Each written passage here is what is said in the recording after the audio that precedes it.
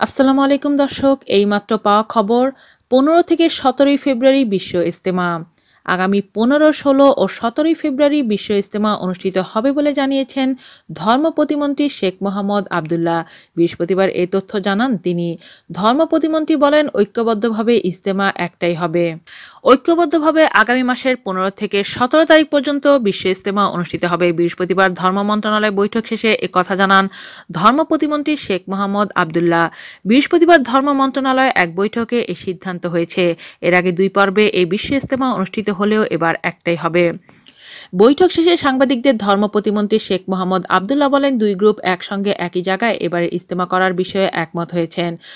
ফেব্রুয়ারি মাসে বিশ্ব ইজতেমা হবে যৌথ আয়োজনে, আর দিন ঠিক হবে ধর্ম মন্ত্রণালয়ের সাথে বৈঠকে বলে জানান স্বরাষ্ট্রমন্ত্রী আসাদুজ্জামান খান কামাল।